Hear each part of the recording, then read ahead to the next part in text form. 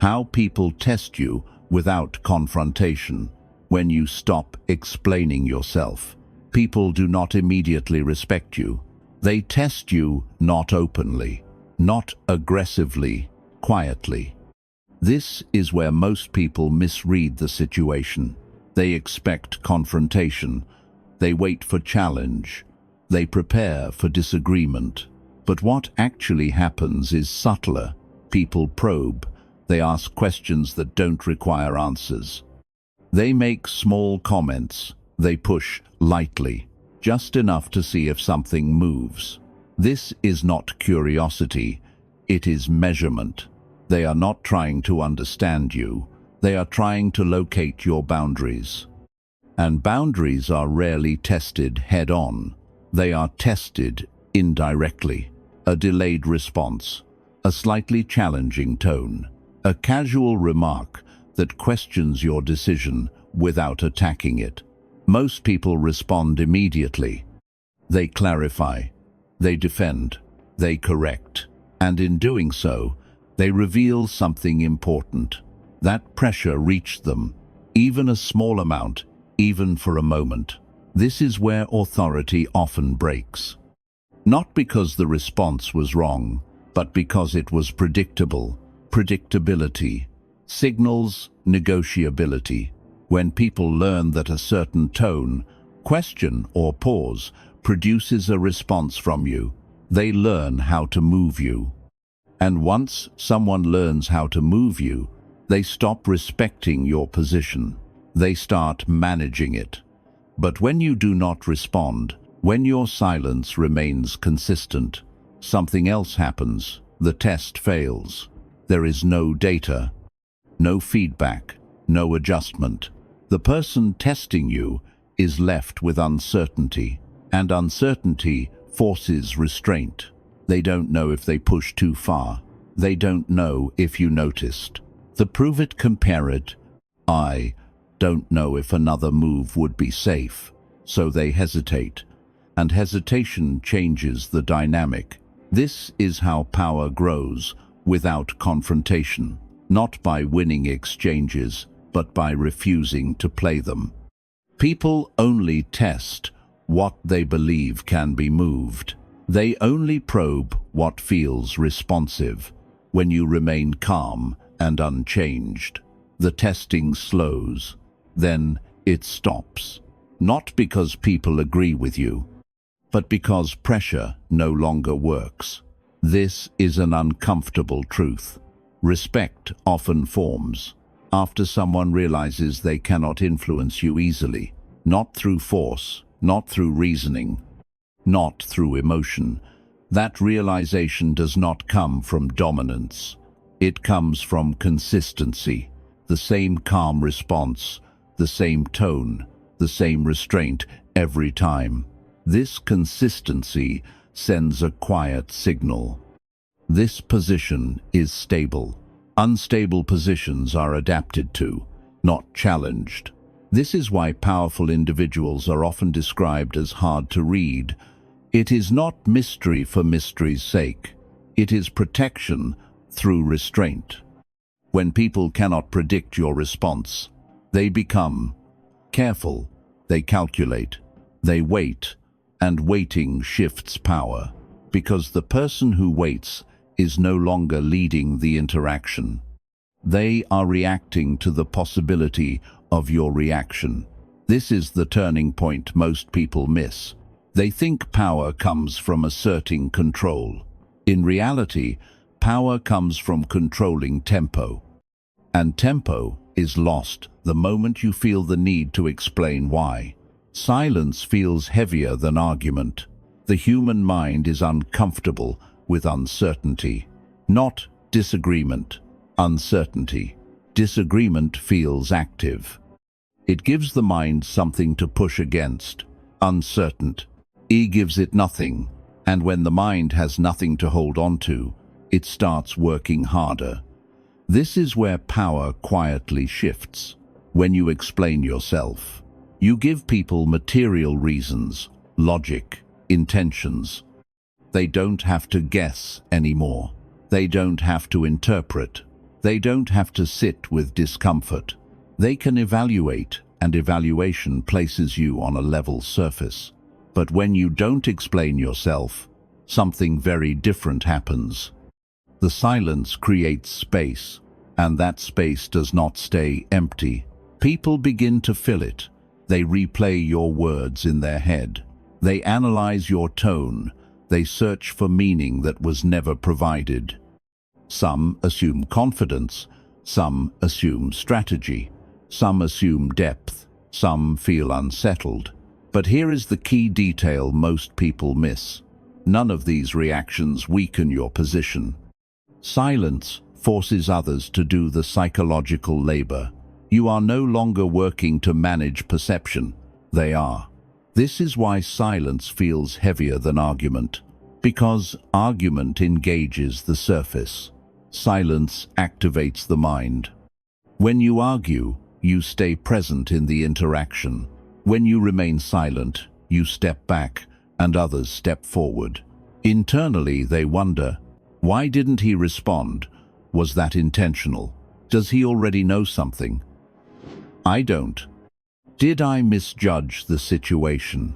These questions do not arise when you explain. Explanation resolves tension. Silence concentrates it.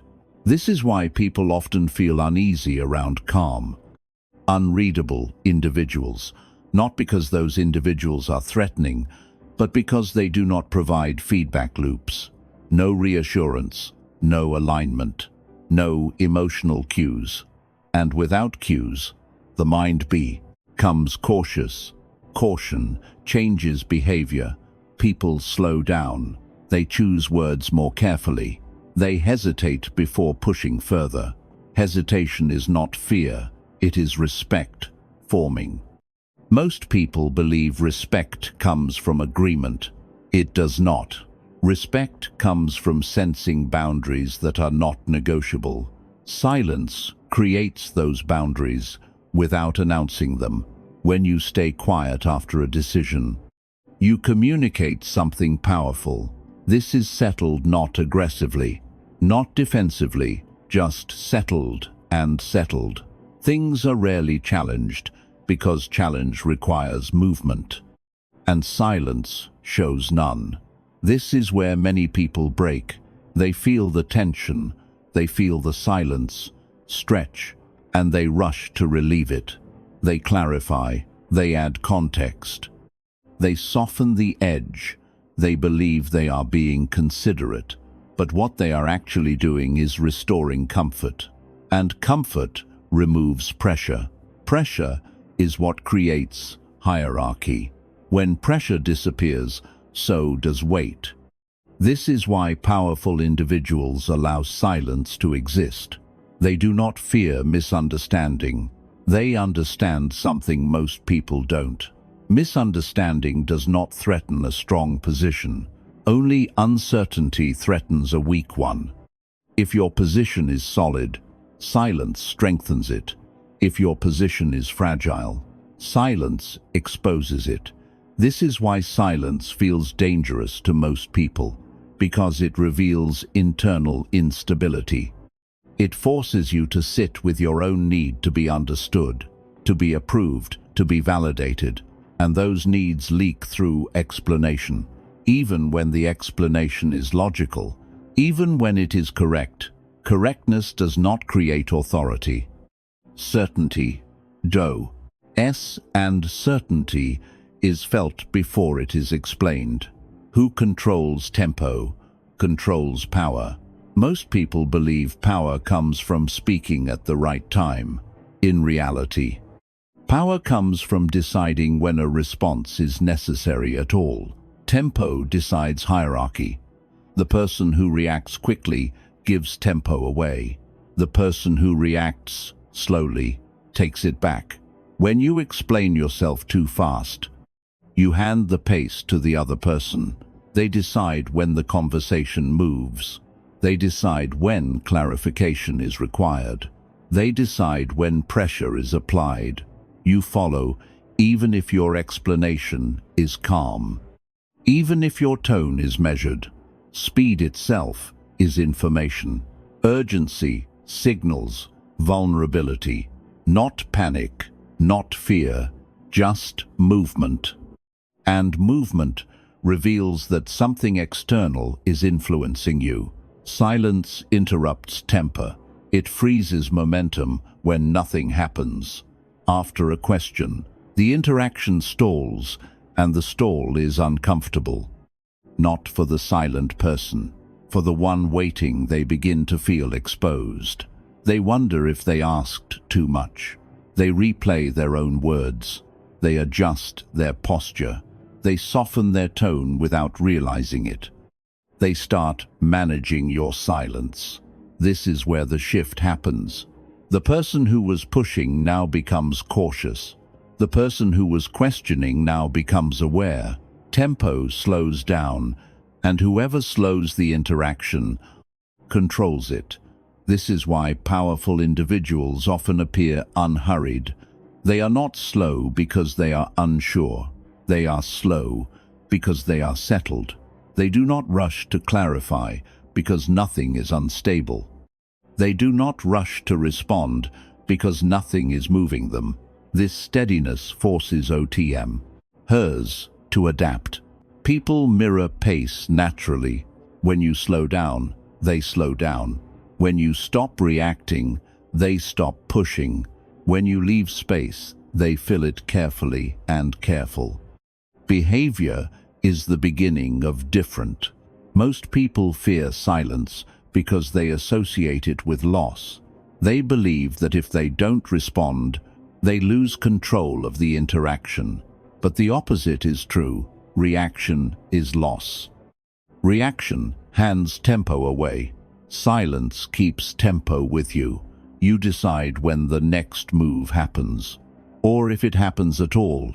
This control is felt immediately. Even if nothing is said, the atmosphere changes. People become deliberate. They choose words more carefully. They stop interrupting. They wait. Waiting is a signal. It means the interaction is no longer on equal ground. The one who waits is responding to presence, not words. This is why explanation weakens authority over time. It keeps the interaction active, fluid. Negotiable silence solidifies. It ends movement without ending the conversation. It signals finality without aggression. And finality is powerful because people do not challenge what feels fixed. They challenge what feels responsive.